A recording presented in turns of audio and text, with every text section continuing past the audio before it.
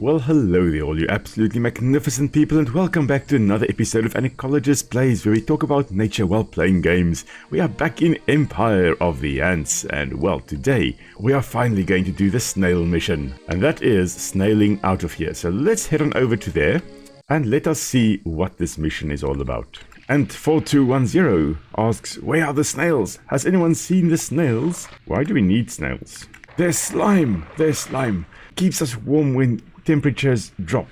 Okay, so first of all, snails wouldn't be used by ants to actually keep them warm. And secondly, the slime of a snail, when they estivate or overwinter, so estivation is during summer and overwintering, of course, during winter, it does protect them against too much water or too little water, depending on whether you're looking at winter or summer. So it does protect them against water loss and too much water gain. But it wouldn't really help them against temperature. But in any case, the ants here, fictionally, will be using it to keep warm. And we need to get the snails, or at least one snail, back here. Alright, I will bring you back a snail.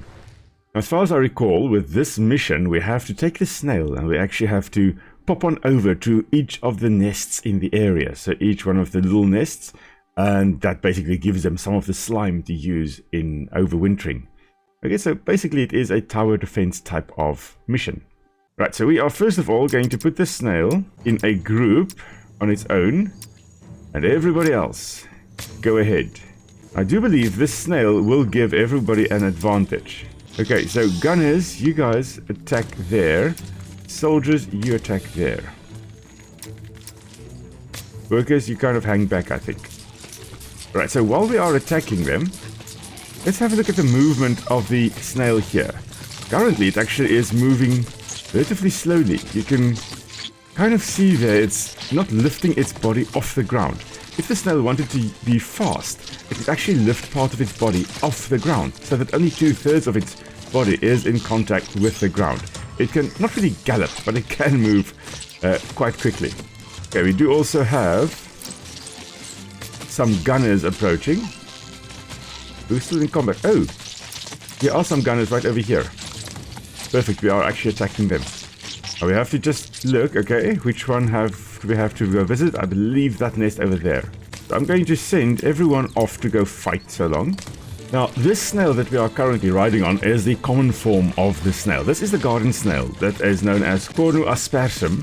Cornu referring to horn, I don't know why horn, but aspersum referring to spotted or speckled, because, well, it's got a dark and light shell, kind of like speckles. I'm just going to use rage on you guys.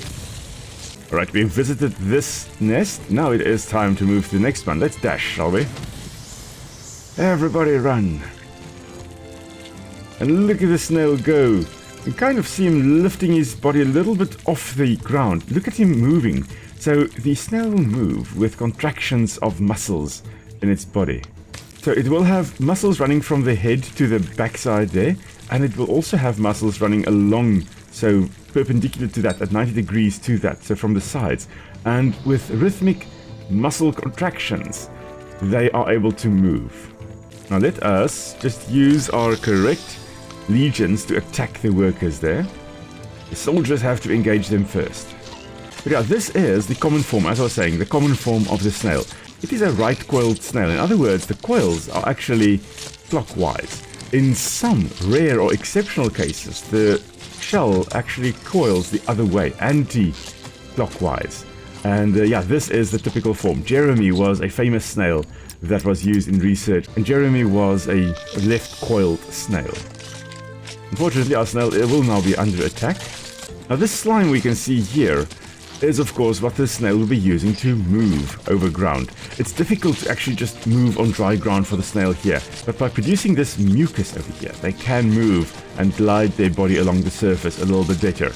Now, they will, if it is a very, very dry surface that they actually are sailing over or moving over, they will create a slime that's not quite this, well, constant as we saw there. It's actually more dotted.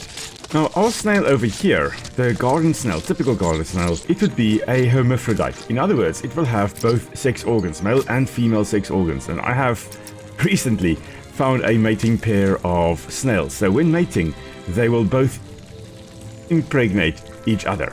So both will get fertilized, which is an amazing way to get a lot of eggs very quickly. Because, well, both individuals involved in the mating process will be producing eggs. Now, while we are moving over here to the nest, notice that this snail over here has 2 pairs of tentacles. Ah, okay, gunners, you guys, please get rid of these guys. Oh, I think our gunners are actually kind of under attack, so let's use rage, shall we? And look at that one. It has pulled its eye, or it had pulled its eye into the socket. There we go, like that. So if it feels threatened, it can pull its tentacles into its eye. It's going blind. So what you can see there at the tip there is a very, very rudimentary eye. So the large eye stalks here, they will have kind of little eyes, very, very simple eyes. Looks kind of goofy over here at the moment, but the bottom set of tentacles is what they will use for smell and touch. So as they're moving, they'll actually be touching the ground with that, and that will allow them to feel and to also smell what on earth is it moving on. I'm also just smelling the ground as we are moving with a snail here. Shame. It's quite cool that it actually retracts its eye.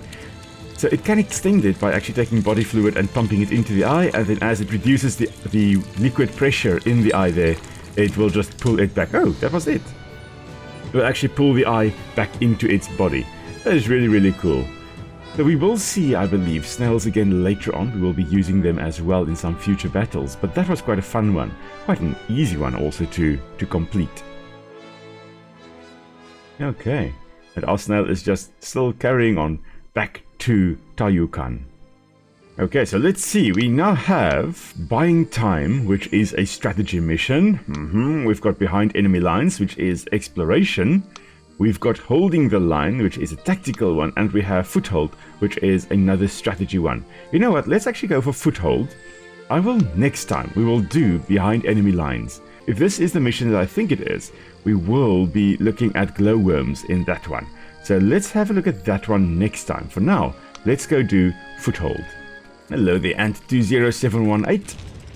Small problem on our hands. Well, technically on our tarsi, we don't have hands. We have some hunting grounds. Water comes and goes, but it attracts a lot of prey. We need to fight for this place. Fight and win it back. For Tayukan.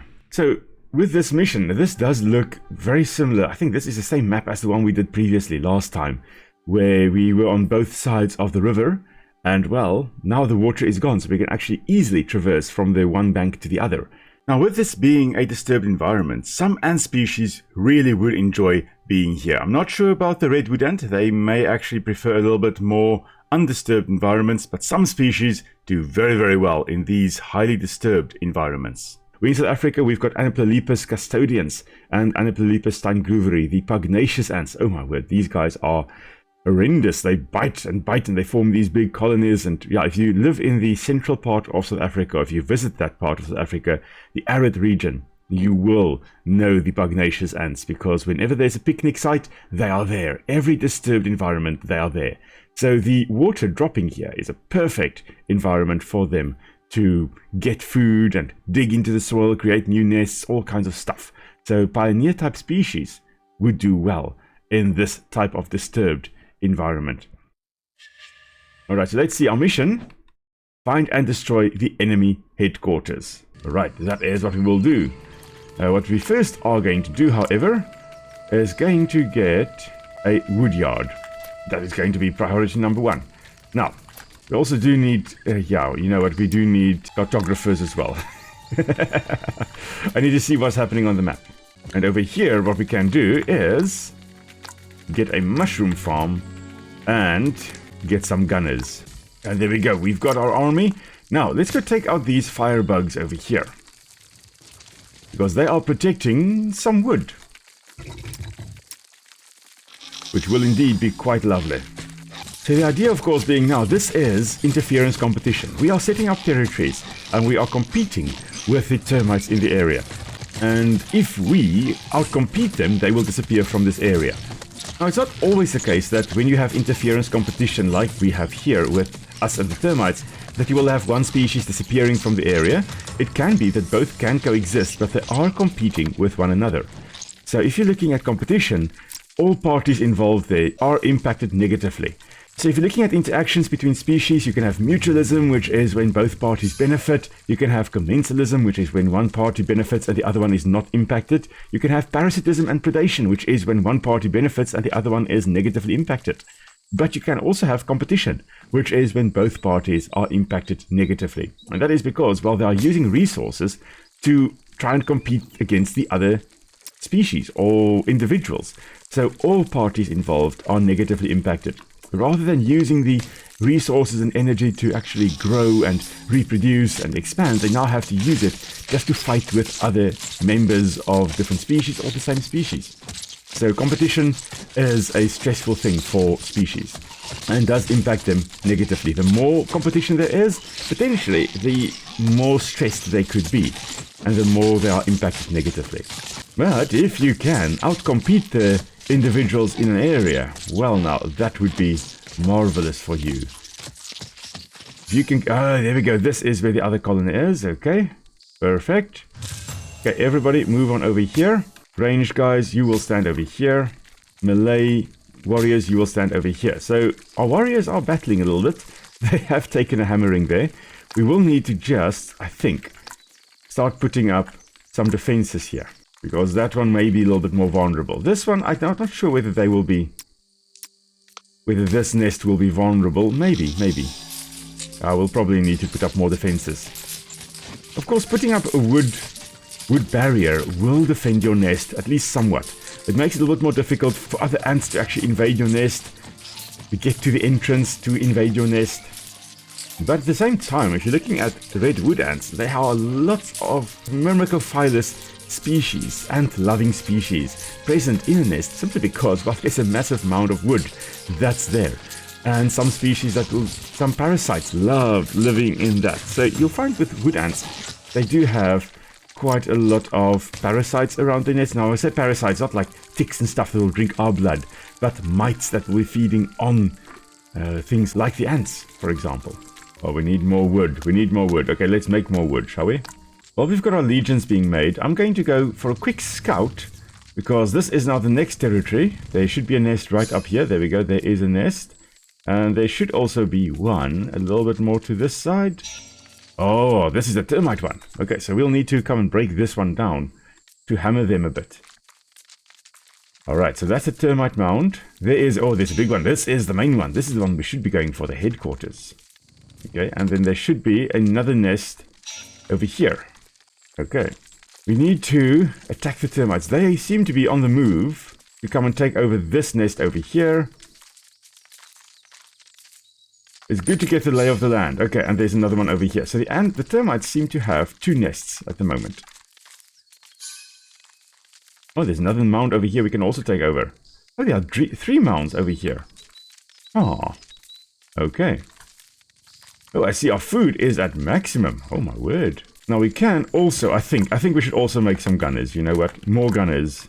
And let's move against this one termite mound. Because if we can actually defeat this termite mound up here, this one over here, it means that their legion associated with this will start deteriorating.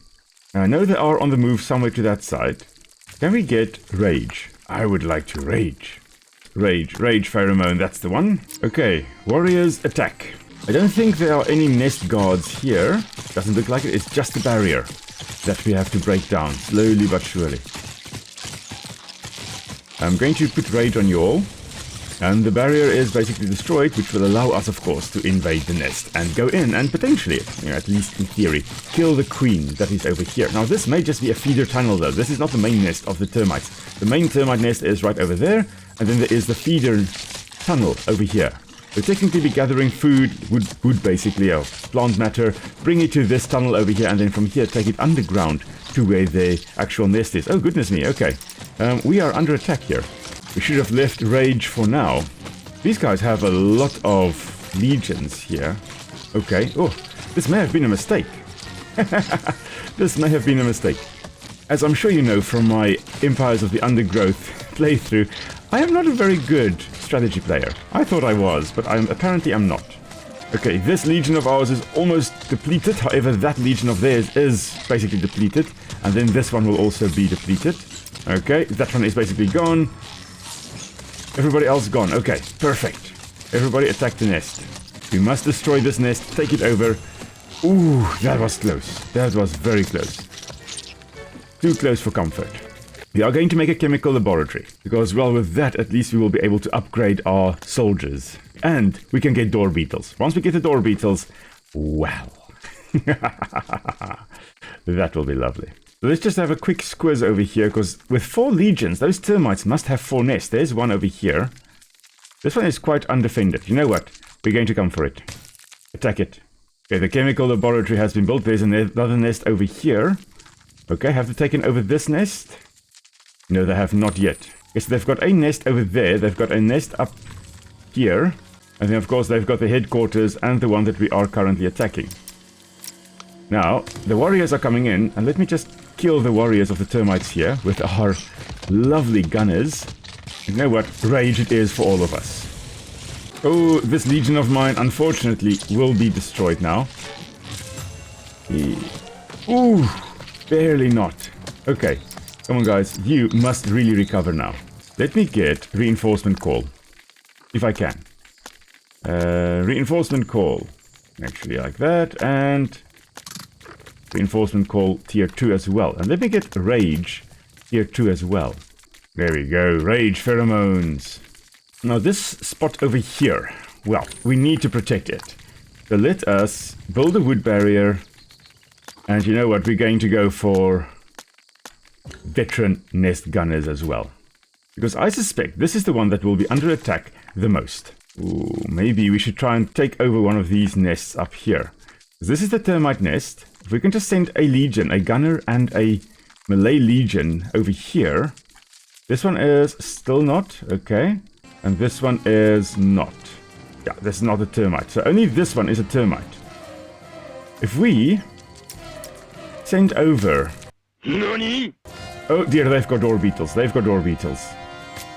Never mind that. Stay here for now.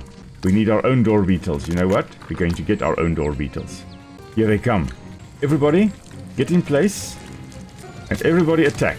And I'm going to use rage on everyone.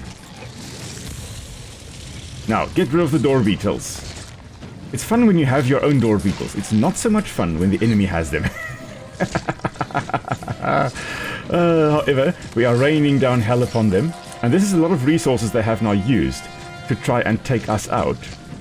And I see our warriors are battling. Yeah, let me just use reinforcement call on them a little bit. I should get shielding spores as well. I should get that. Let's go for rage once more.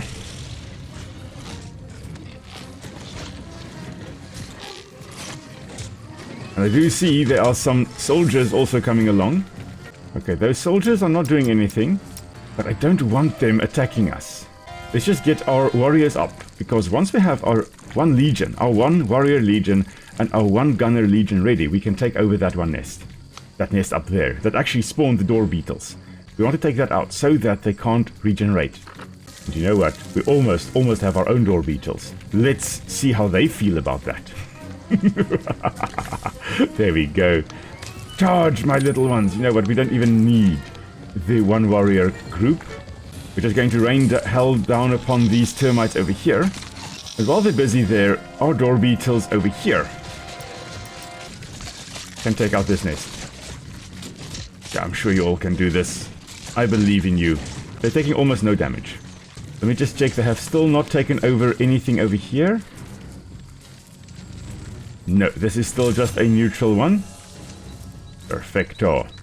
Now, we only have to worry about that main headquarter nest right over there.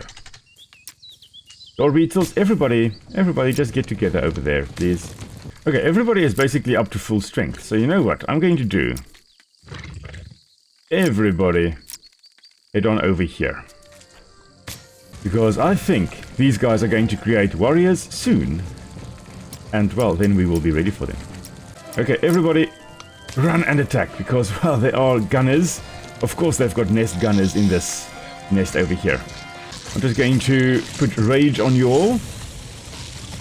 I should have gotten protective spores. That's what I should have gotten. Oh, it's not a possibility. We don't have that one. Okay, no worries then. We're just going to annihilate a nest. Oh, wow, that was quick. That was very quick. We didn't even get tier 2 warriors or gunners for that matter. Okay, that was a fun one. And we have won this one. Won this one. And that's another mission done. Now, of course, on Friday, I will be back in Towers of Agaspa, another episode of that. And then Nick and I will be back on Sunday with another Enshrouded live stream. So come and join us then, 6 until 9 South African time, for a nice, relaxing time in Enshrouded. And of course, if you've got any questions, do feel free to pop it down in the comments below, and I will happily do my best to answer it. And if you haven't yet, please do subscribe. It's always great to welcome more people to the Ecology Squad. And if you want to come and hang out, I also have a Discord for this channel. Link to that also down below. And until next time, everybody, stay safe. I'll see you all soon. Cheers!